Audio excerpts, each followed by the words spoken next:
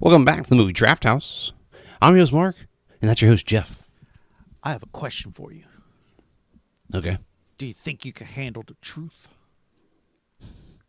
You can't handle the truth. Listen. Could you handle it? We would need it first, right? I mean, we would need it first. And then if I was, let me tell you, if I was being interrogated in a courtroom by Jack Nicholson, I probably could not handle the truth. I agree. It would be very difficult to handle the truth in that situation. Yeah. Anyways, before we get into what we watched this week, Jeff, tell them what the theme is this month. The theme this month. Well, we're remembering the late, great Rob Reiner by taking a look at 4 of his movies. A few good Rob Reiner movies, if you would. And this week, we watched A Few Good Men from 1992. Runs for 2 hours, 18 minutes. Is directed by Rob Reiner, written by Aaron Sorkin. I mean, big names all the way across the board, starring Tom Cruise, Jack Nicholson, Kevin Bacon, Demi Moore, Kiefer Sutherland, Kevin Pollak, J.T. Walsh, Christopher Guest, and Matt Craven, who has shown up before on this pod. Matt Craven. Good, a little good Matt Craven, but also one of the degrees of separation for us. Both Cuba Gooding Jr. and Noah Wyle both make very brief appearances with very little fanfare. Right. What was that I thought like, I don't know, but I mean, I thought it was pretty cool. I was like, "What?" Right? I mean, maybe. What year was his breakout role? Jerry Maguire was 96, so maybe he wasn't quite. No, and Noah Wyle, ER hadn't started yet. I don't think so. They were up and comers then, because because it's still 4 years until he gets his big breakout role in Jerry Maguire. So so you had never seen this, right? Nope. I of course know the meme that we cannot handle the truth, but other than that, I knew nothing other than that. The handful of actors that are in it and all that, but it's always, I've seen this. I can't tell you the last time I sat down and watched it all the way through. I've seen it. I have seen the movie all the way through. It's been a pretty long time since I had last watched it. So a lot of the beats for the film I did not remember, and so this is. It's the screenplay here is written by Aaron Sorkin, but the movie itself is based off of a play by Aaron Sorkin. And so I thought that was pretty unique. And Aaron Sorkin, he's a fantastic writer. A lot of his best stuff is the dialogue heavy courtroom type stuff. And Moneyball. He did write Moneyball. Network. Yep. Yeah, I mean, Aaron Sorkin is a name I know, but it looks like he's known for a lot of TV as well. So, yes, it's just when Aaron Sorkin's involved, it's kind of like you're like, this is supposed to be probably going to be pretty good, and I think we touched on it last week, where Rob Reiner, the filmmaker, here in 1992, and granted, we're talking, he's probably been directing for almost 15 years now since this is Spinal Tap. But he's showing, and I think we've kind of realized it prior, but at this point in his career, his directorial career, that he is very capable across very different genres, and I think that's pretty unique as far as directing goes. Is because you can name the big directors, and they're really good at telling good stories across tons of different genres. Spielberg, Nolan, Scorsese. Nolan. How many comedies has Nolan made? Well, that's true, but he spans genres. Just because he didn't make a comedy doesn't mean that. When we're talking about Rob Reiner and Spielberg, they, I think, are genre spanning. He's done fantasy. Reiner has. He's done Yeah. courtroom drama. He's done comedy. Yeah. Spielberg has done both fantasy and science fiction. He's done. Yeah. I don't know if he's done a courtroom drama, but he's done like military stuff. Lincoln. Like, to me, He did Spielberg's the Lincoln. goat. Nolan, we've seen some historical stuff. We've seen science fiction. I wouldn't put him in the same realm of flexibility as Reiner and Okay. Spielberg. Personally, I don't necessarily disagree because Nolan hasn't done a comedy, or romance. or like a romantic movie, anything like I that. haven't seen Oppenheimer. I hear there's some. It's pretty funny. Is it funny? It's a comedy. It's building that nuclear bomb, funny business. Anyways,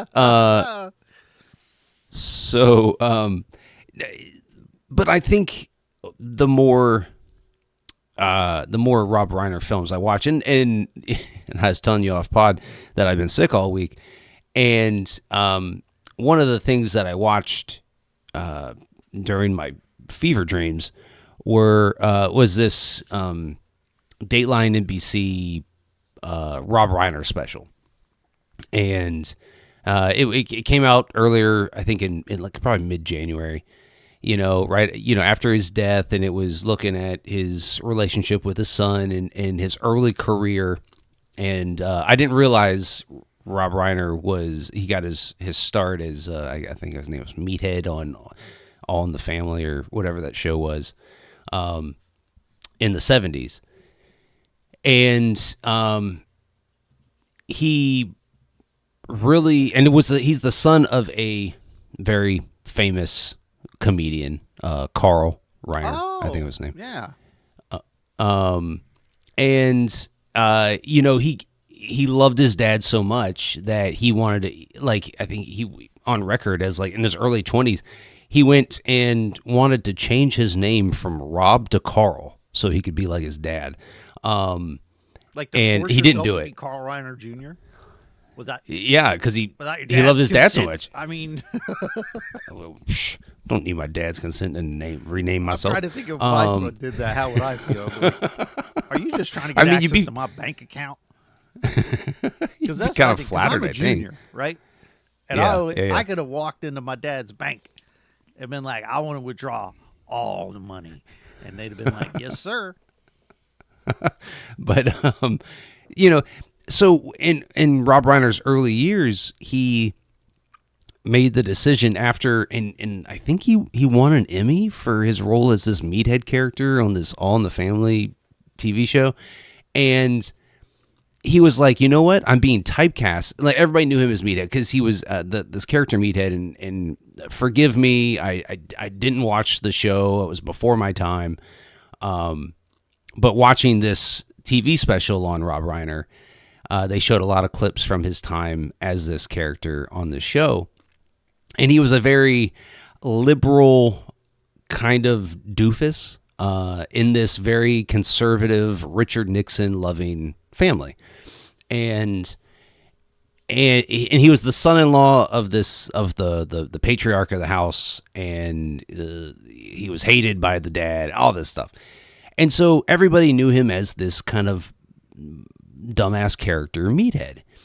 And he's like, you know what? I got to get away from this. I have more talents. I need to do other things. And so he decided he was going to direct a film, and it was going to be a documentary type about this English band, and it was going to be the first of its kind and all this stuff. What movie is that?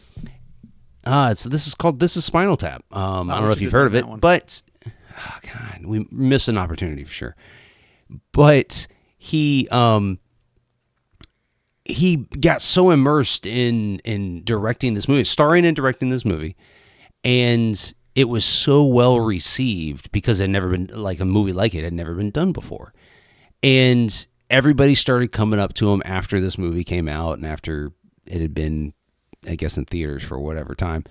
And they're like, that was the funniest shit I've ever seen. You're the next great thing. And in the tone of his career changed. And then he decided that, you know what? I'm going to make as many different shit as I can. And in the TV special talked about how he didn't want to be just a one trick pony guy. And seeing movies like A Few Good Men as compared to last week, This is Spinal Tap, and the week before, When Harry Met Sally.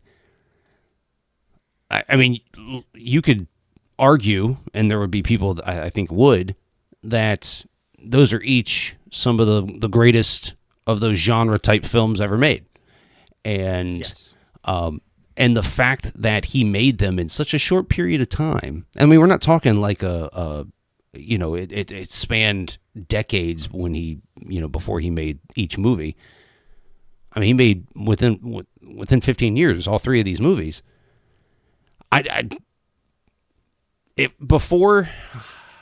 you had asked me 2 months ago, hey, is Rob Reiner one of the best directors ever lived? I would have been like, pfft. But now, like watching these movies and seeing what I've seen now and knowing what I know now, Is he on your Mount Rushmore? I don't know. It's an argument for sure. But I mean, we haven't really talked about this movie. But you just went off. You said, "Fuck it." No, I mean it's just. But like, I don't know what your thoughts on Rob Reiner were prior to watching these movies, but big fan. Yeah. Yep. Okay, so let's tie it into this week's movie. Let's do that. So I'm guessing, based on the tone that you've set so far, that A Few Good Men had a few good things going on for it. It's an excellent film. It's an excellent film. Excellent film. It's got, I mean, the acting across the board. I mean, Tom Cruise, like this is, and we've talked about it here on the podcast before. Give me early Tom Cruise when he cared about his acting over today's Tom Cruise. Whoa. 8 days out of the week. What the fuck wrong with today's Tom Cruise? His act, I mean, it just, his acting today isn't as serious as it was. And you want him to act better. All right. I think that's what's missing from Tom Cruise in today's environment and movie making is that he no longer I guess really care, like he's reached the pinnacle of Hollywood to where he doesn't need to really prove anything, I guess, to anybody. And so he doesn't take these roles of these meaty roles, right?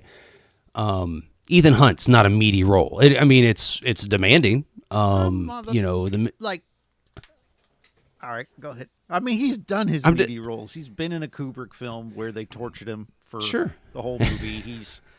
But now he's in charge of his own film franchise, and he made. And granted, the viewership has gone down over the years. The most recent two specifically, but those could have been a victim of, the pandemic. But I mean, he's made one of the best consistent action series, of the last 2 decades or so. And sure, but I mean, those movies don't require him to really go toe to toe with anybody. Have you seen them?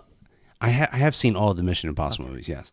And I agree with you. They take a downward slope, after like the Ghost Protocol is still my favorite. That's a good one. I did not enjoy the last one, or whatever the name. It got kind of long in the tooth, but yeah, I get what you're saying. Like I'm sidetracking you just to be combative, but yeah, I get what you're saying. He hasn't done like a full on drama picture. Like he hasn't had an Oscar push, because I feel like all he's been doing is Mission Impossible. Like what else has he? That's true. I mean, here and there, it's kind of a one-off. I mean, I do like the stuff that he's done as kind of the one-offs between Mission Impossibles, the Edge of Tomorrow. And, Edge of Tomorrow. Yeah, no, good. I will. Listen, people can say a lot of things about Tom Cruise, but that motherfucker's in some good movies. Yes, I don't disagree. However, when you watch him here in A Few Good Men, he goes toe to toe with a lot of great actors, and the greatest actor of them all being Jack Nicholson, and they give one of the of cinema's most iconic scenes, and I just like I miss that early Tom Cruise where Tom Cruise goes toe to toe with another great actor, and you're like, holy shit, that was great acting. I mean, Jack Nicholson is far and away the best actor in this movie. However, Tom Cruise goes toe to toe with him in every scene that they're in together, which is 2.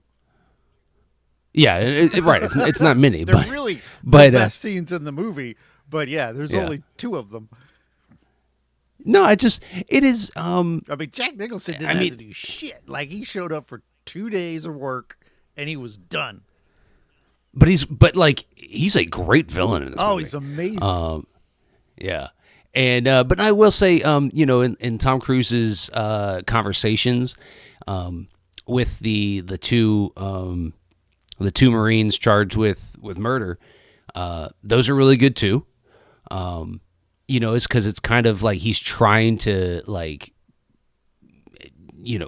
beat away at the rough wall that is put up by these Marines, and like the acting is really good in those scenes too. I was really kind of floored by how good Tom Cruise was in this movie. Yeah, it's great. I mean, like you said, everything across the board's pretty great.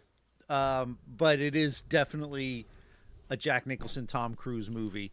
And I think I appreciate is how they built up. Like I said, you had 2 scenes of Jack Nicholson. Basically, you had the beginning one where they show him do everything but order the red alert, or what is it, code red? Code red, which is a delicious beverage.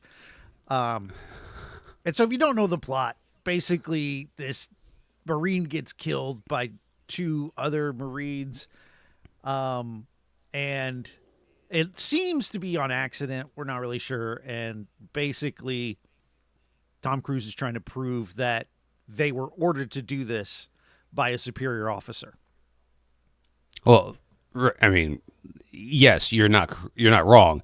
However, it was, I guess, during the autopsy, revealed that the rag or whatever they stuffed in the mouth of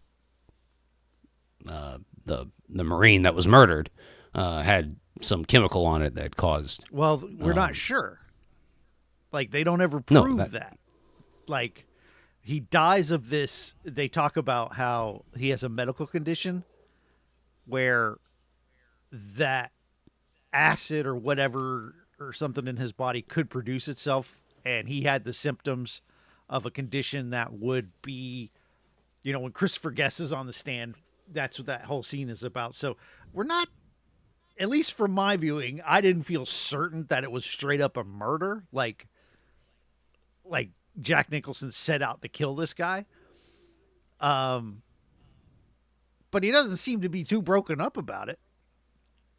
No, and I think that's the, essentially the point of the film is that Jack Nicholson's character is the representation of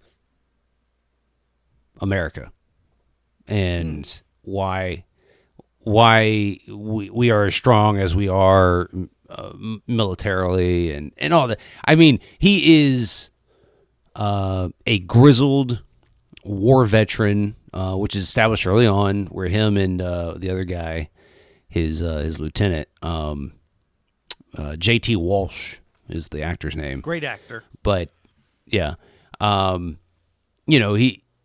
a conversation early on in the movie. He's like, we came up in Vietnam together, and I just happened to get, more accolades or whatever, and you didn't. Sorry about your luck, but don't ever question my authority again, blah, blah, blah. Mm-hmm.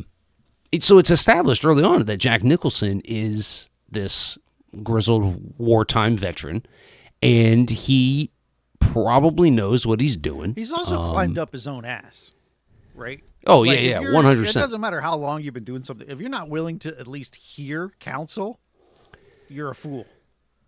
So Yeah. Well, and I don't know if he's not willing to hear counsel. he's not willing It's just, to hear counsel. No. He doesn't want the outward projection that he doesn't know what he's talking about.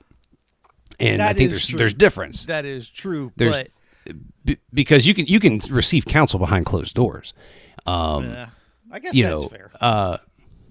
So I do think that there is a lot of morally gray area to Jack Nicholson. Do I think he wanted that the guy to die, the Marine that, was weak and all this other stuff? Did he want to die? No, I don't think that. There's times though,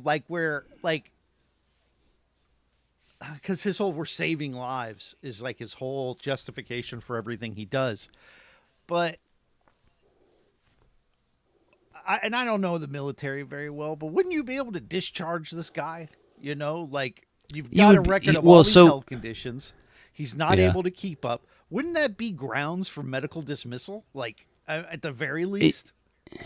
Yes. I mean, really in today, he's protecting his own people. You don't snitch on yes. us. And so, really, I think what he's more afraid of is having someone who's willing to talk about the secrets, to break the circle of trust, to use a quote from another movie. So, I don't think he's broken up about it, for one. No, I don't either. I don't know if he was poisoned or not. It's possible. And if he was, then he's definitely a murderer. But at the bare minimum, he's covering up the truth because we can't handle it. Right. I do think that there, especially I grew up in an Air Force household. My dad, my grandfather, my great grandfather, they're all in the Air Force. And lived in the same house, apparently. Not all at one time, but there is this kind of code in military. Now, I don't know about today, is because there is a lot more willingness to talk about things that may not be morally acceptable or ethically acceptable. But I do think that in times of war or a wartime adjacent, which was probably this time. I mean, we're talking in the early 90s. They're in Cuba at Gitmo. They're in Cuba. Right, which Gitmo already has its own... I don't know if it's known at that point in the 90s exactly how bad Gitmo is, but if this guy's running it, send all the worst people there. But no, in the movie does establish that the Cubans would very much like to kill Marines and all this, and so I do think that there is this there was a code of kind of like, hey, this is my platoon, this is my branch of the military. I will do what I have to do to keep my brothers and country safe. And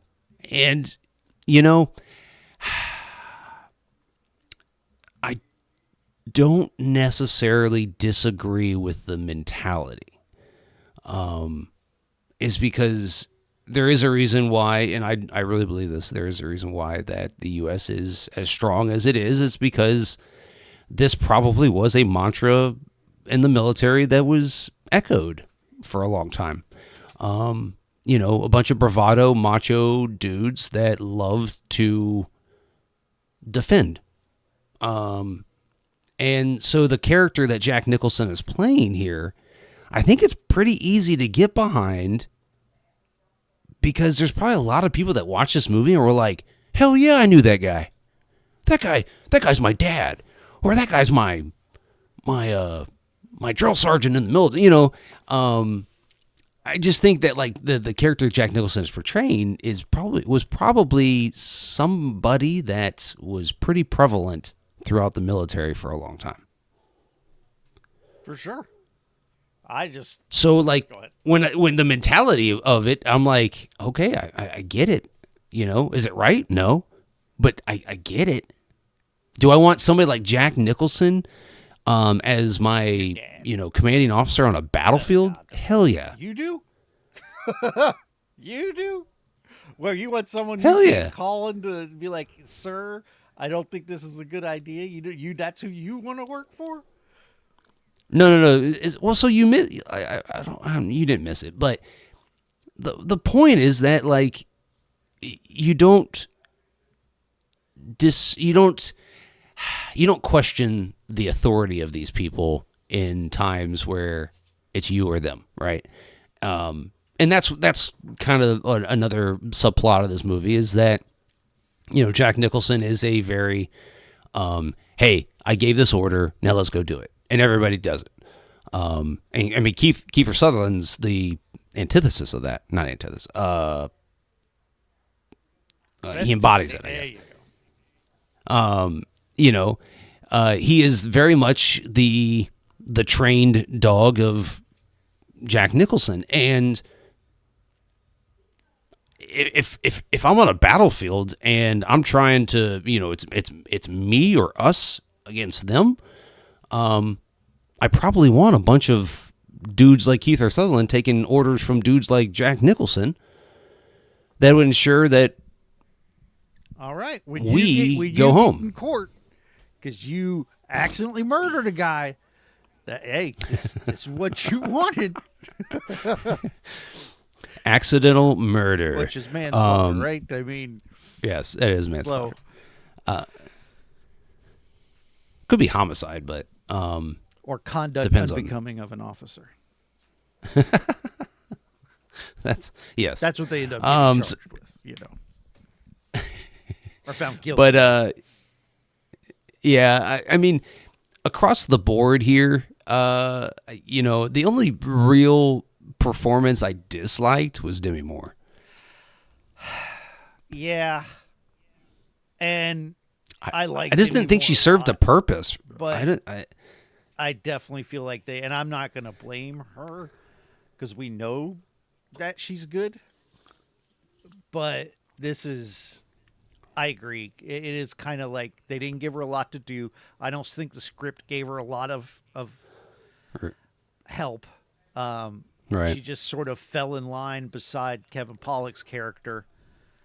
But Kevin Pollak had tons more to do in this movie. He was the comic relief, right? They hired this comedic actor to be the comic relief. But he's also the opposite of Tom Cruise's character. He's kind of like the conscience or the voice of reason to Tom Cruise. Yeah.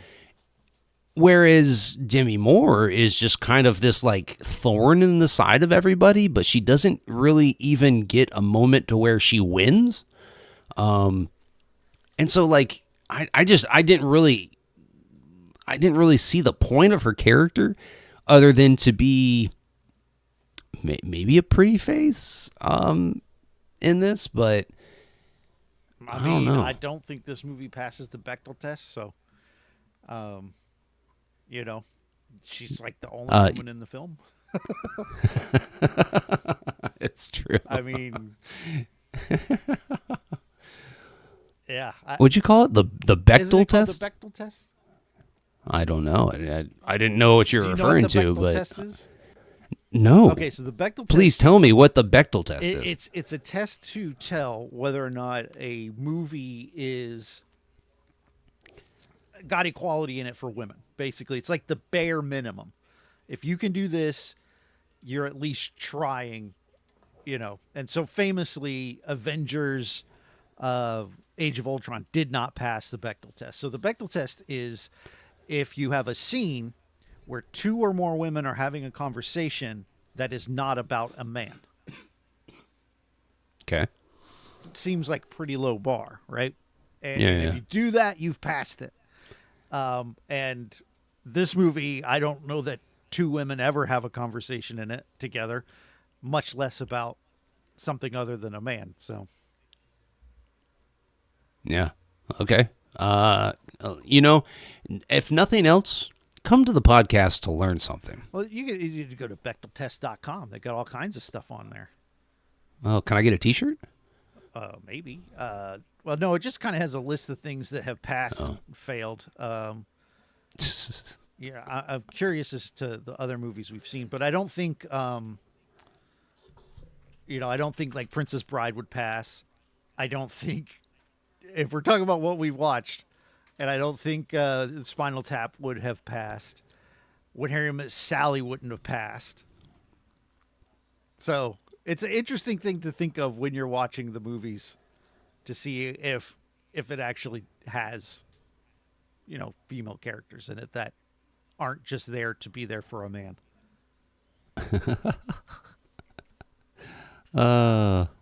Anyways, cool. Uh, wh- what'd you think of Kevin Bacon in this movie? I love Kevin Bacon. Oh, Kevin Bacon's awesome, and I think he's always been awesome. But he's even Yeah. he's one of those guys that the more we and Demi Moore's the same way. Like the further you get along in their careers, the better they are at acting, and that makes sense, right? Mm-hmm. And like Kevin Bacon's more recent stuff is even better, But you're in good hands if Kevin Bacon's in the movie. He's going to put together a good performance, and the newer the Kevin Bacon movie, the better that performance is going to be. I love him. There's one where like some kids took his car, but he's actually like a psycho killer, and so he's hunting them down. I think it's not Joyride. I don't remember what it's called, but he's great in that. He's Kevin Bacon, man. What do you want from me? Yeah. Yeah. No. I forgot he was in this movie until he popped up, and I thought he was really good as the prosecutor. For the government. But also I thought he gave me the feeling that he was very much a government man. Well, he 100% is. But he's also like, so this is kind of an interesting thing that I think about with like defense attorneys, right? Yeah. Because defense attorneys sometimes get a bad rap, and some of them rightly so. Like, who's the famous guy who will notably defend anyone? He doesn't give a shit. He was like OJ's initial attorney, and then it went to The John Kardashians' dad. Not that Mom, one. dad. That's Shapiro. Oh man, what's his name? Famous lawyer. He's like the most famous lawyer. Alan Dershowitz. Oh. Yeah, like okay. he's kind of my exception because he doesn't give a fuck. He will defend anyone if you pay him enough. But there is something to be said for the court process and someone willing to take the facts and try to poke holes in them to make sure that we are indeed convicting the right person. And Yeah. so, and I think everyone deserves a defense because people have been falsely, jailed. And so I think that Kevin Bacon does a really great job of doing that. But at the same time, like he doesn't have a dog in the fight. Like his fight is to do the best job he can for his client, which happens to be the U.S. military. And then at the end, when he loses, he gets up, shakes Tom Cruise's hand. He's like, "Well, see you on the baseball field," and then they leave, right? Yeah. And I think that, Yeah. so his character you could see as a villain in the film, but I really don't. I think he is essentially having to play that role of the devil's advocate to give the best possible defense because that's, I think, important, right? Like, There are I exceptions do, to that rule. yeah. People who will, fabricate things just to win, but there is something to be said for going out there and putting on the best possible defense you can. And I think that's important in our justice system. So, great Well, performance by Kevin Bacon. yeah, no, I agree. Great performance by him. I do think that the government in this movie is portrayed as the villain, and kind of the can you take on the I government? think the process is right. I think the impenetrable brotherhood Yeah, is the villain. I agree. Yeah, We don't talk about that. You just which I think is true. You're not supposed to, right? right. Talk about what happens behind this is us. And that code of brotherhood is dangerous because it allows people to get away with a lot of things. So I agree. I don't think he's particularly. I think the main villain obviously is like Kiefer Sutherland and Jack Nicholson, but I feel like they do a good job of keeping Kevin Bacon out of that. Like he's not really on their team necessarily. Like he is from a legal Right. perspective, but he's not there to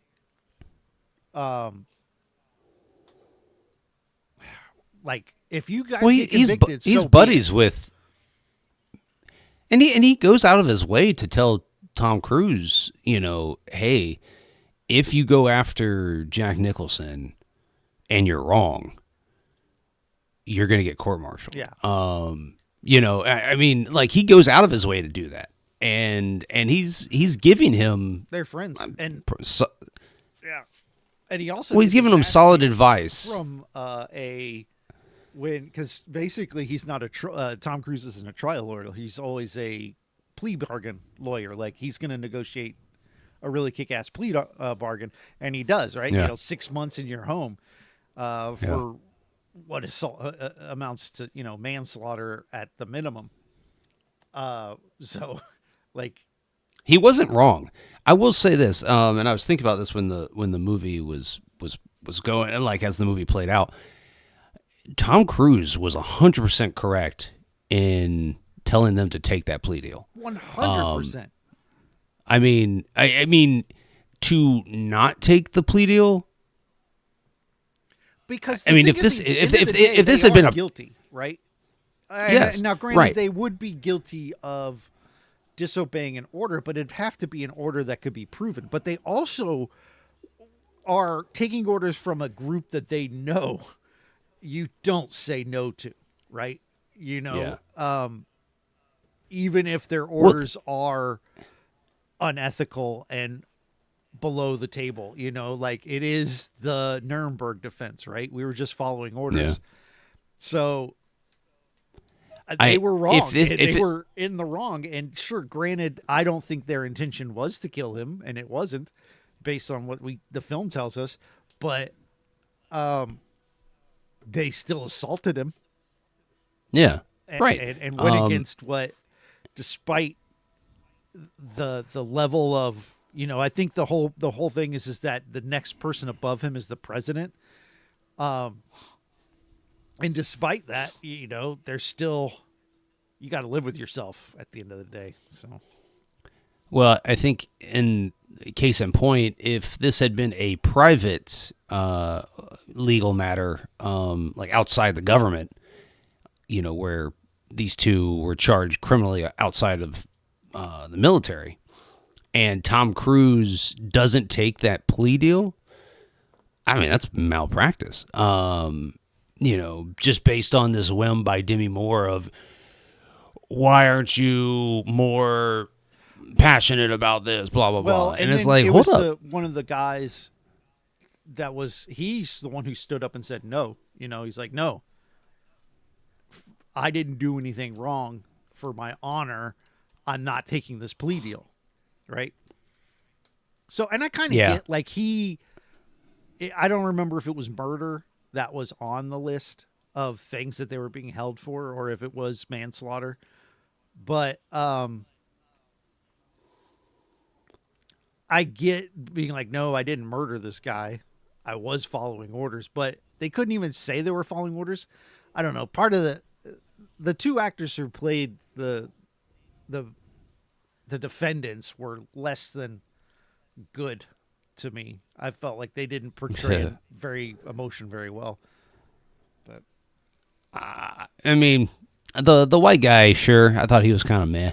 I thought the black guy who the other guy charged here, I thought he was pretty good because he was pretty stoic. He was pretty, he was like, hey, I was just following orders. In the military, you don't disobey an order. Especially when it comes from somebody so far high up, and so like I thought like I said early on, that guy's conversations with Tom Cruise and the kind of the dynamic between the acting there, I thought was pretty good, is because the black guy, I didn't think he was riveting as an actor, but I thought he did enough to give Tom Cruise kind of a. It's like if Tom Cruise was acting across from a tree that could act, maybe, but was like early on in his young tree acting career, and the tree also happened to be in the military. Anyways, I'm sorry. I lost the plot of that thread, and then I got to a tree is in the military, and I'm like, wait, there's a tree with a gun. Anyways, yeah. I don't know. Well, anything else we need to add on to this? Much else on this one. Like, it is fabulous. But it did make me want to go back and watch some more courtroom dramas. Like yeah. What's the one with Samuel L. and McConaughey? Oh yeah. What is that? That's a good one too. Something to Kill, like a right to. I don't remember. A Time to Kill. A Time to Kill. A Time to Kill. Great movie. Yeah. I need to go back and watch. On a lighter note, My Cousin Vinny, because I know a lot of people love that movie, and when I saw it, I was really young and I didn't enjoy it, but I bet I like it now. I wonder what the To Kill a Mockingbird. I mean, I haven't seen that. Like, that's the OG courtroom. Yeah, but that's drama. Like a part like that. That movie isn't just about the courtroom drama. There's all this other stuff happening too. But yeah. I don't know. I mean, if courtroom movies done right are some of the best, most riveting films, it's because like this, you're kind of hanging on, every word, and it's a back and forth between the prosecution and the defense, and the witness and who's being interrogated. So like, this is. I mean, if there was a Mount Rushmore of courtroom films. This is on it for sure for me. I haven't seen My Cousin Vinny, so I don't know. I have seen A Time to Kill. That's a great one. I've watched a bunch 12 of Angry of Matlock. 12 Angry Men gets a lot of mention. Have you watched the original? I think so, but I'm not sure. It's quite a courtroom drama because it all takes place in the jury room. Yeah. Fabulous movie. I know you don't like older movies, but the original is incredible. I did a 5-minute review on it way back in the day when we did those. And then they did a remake, which is not good. But the original is really wonderful. Does not pass the Bechdel test because it's literally all dudes. In that movie. No, I don't know. I mean, it's just there's just something that it's like very almost sophisticated to a courtroom drama, especially when a good chunk of the movie takes place in the actual courtroom, and it's not just about a crime that occurred, but this is A Few Good Men's one of the ones that like captivates, and the story's great, the acting's great, the whodunit kind of atmosphere of it is good, even though it's like, hey, we know who did it, but proving why they did it, or I just think this is one of those movies where you're just like, yeah, I love movies. Yes. So I'm looking on BechdelTest.com, and I'm just kind of looking over When Harry Met Sally does pass, and someone wrote, like, there's some comments on here, like they're talking about their wedding dress, which is like borderline to me, but what is like, Sally, I'm leaving, Marie, you'll never find a cab at this point. And that was enough to pass. Like, that's the bare minimum to pass. Let me check Spinal Tap real quick. See if it passed.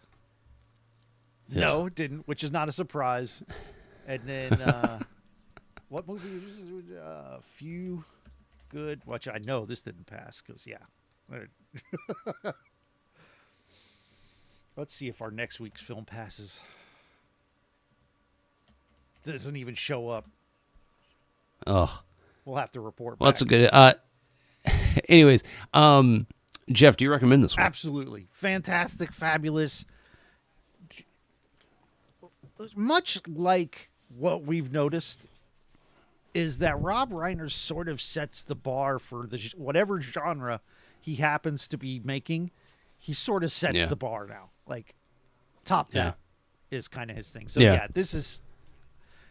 There's a reason it's as popular and as famous as it is, because it's excellent. It's wonderful. Yeah. I recommend it as well. From top down, just a great film. I am just kind of surprised by how good it still is, considering this is a movie that was made, 92, so over 30 years ago, and the 94, the performances that are given throughout. I don't know if we ever see an actor like Jack Nicholson again, and he's probably not around for too much longer. So I got a feeling that guy's going to be 130. Like, he's got George Burns, sort of all about him. Like, he's going to be a billion. Yeah. But I just think, we really only got really a handful of iconic Jack Nicholson performances, and this is one of them. So, but that handful's incredible. One Flew Over the Cuckoo's Nest. Oh, I agree. Shining, being the two big ones. Joker, the Joker, right? But like, in the stuff that we get, these iconic performances, they're just like great. And I just don't know if we ever see an actor like him again that just has that, charisma every time he's on. Because every time he's on scene in this movie, you're just like glued to everything that he's saying. It's because he's got that funky delivery, kind of that. What's the guy's name? Christopher Walken. Way of delivery, right? There's just nobody else that delivers lines like him, and I just think, just a top down, one of the great Tom Cruise performances of his career. This movie was nominated for 4 Academy Awards and didn't win any of them, which is surprising. But Nicholson was nominated for Best Supporting Actor. Right. Now, I don't know what else came out at that time, but I think that I don't know. It's always hard to say unless you know what else is going on. But this is, to me, a Oscar-worthy performance for what it's worth. Yeah, for sure.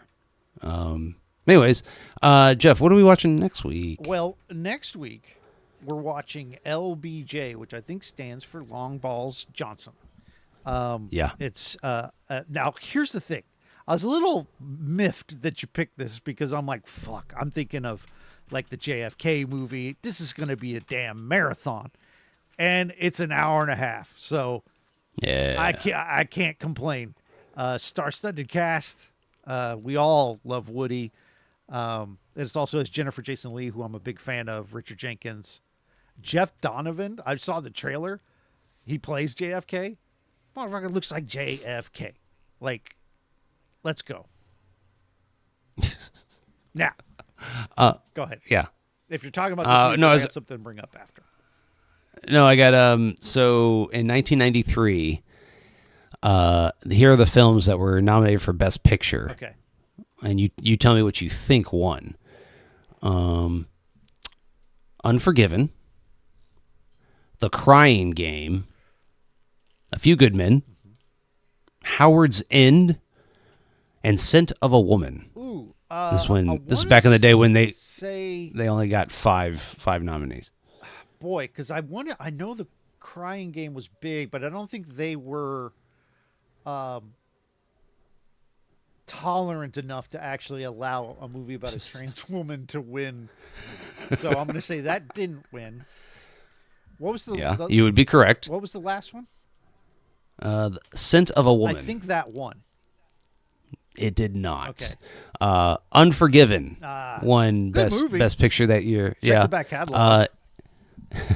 And then Gene Hackman won over Jack Nicholson for Best Supporting Actor. Superman or something? That year. No, Unforgiven. Oh. He was the villain. Which we said he was iconic as a villain in that movie, so it makes sense. Unforgiven passes the Bechdel test. How about that? That actually surprised me because I thought for sure it didn't. Well, I mean, it's got a bunch of ladies talking in that movie too. So yeah, but remember, they can't be talking about a man. Like that's the tricky part. They'll have two women talking, but right.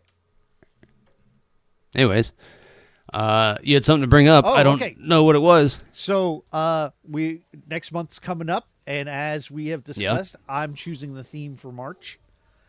And are you announcing the theme right now? That way you have some time. Okay. You know, you need some time. Yeah. Because it's a different theme than obviously it's a different theme, but it's a different style of theme maybe. And I have a little explaining to do of what my idea is for what counts and what doesn't.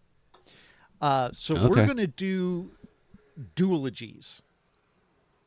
Duologies. Okay, explain. Now, let me explain. That's obviously two films from the same franchise. Okay, okay. Now, I want to say, I would like them to be sort of self-contained. So what I mean is, don't do Fellowship of the Ring and Two Towers, right? That's to me not a duology. Give me a duology. I would think would be like Terminator, Terminator 2. And granted, there are more, but they kind of don't count, right? Okay. Like Aliens and Alien is a duology, despite there being other ones. Or any film series that just has two films would count. Okay. All right. I'm duologies. All right. Yeah, because it'll be fun. All right. We'll alternate. Yeah, I think so. Now, so we're picking just two film franchises. Essentially. Yeah. And we're sure March is a 4 I checked week beforehand. Okay. Because that would fuck it all up. Okay, good. I mean, I already have an idea off the top of my head, but I will research the best. So, don't do the Matrix, because Matrix 2 is like a half story. You know what I mean? Yeah. That's kind of my thinking. We want a full story or two maybe standalone movies that are in the same series. Yeah. Like I mentioned, Terminator 2 and Terminator 1 is a great duology, and you can ignore all the other trash that came after. Yeah, for sure. I got you.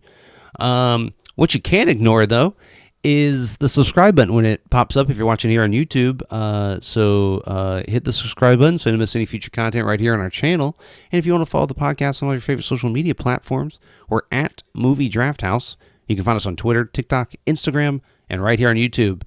Jeff, tell them where they can find you. You can find my other podcast called Duologies. No, that's not true. It's called Chronologically. You can look for it. Duologies would be a good idea. Nah, there's not that many. Wherever you get your podcasts, except for YouTube, we're not there. Sorry. And that's pretty much it. I feel like I have something else to say, but it's gone. Any last words? You can't handle the truth. I mean, we've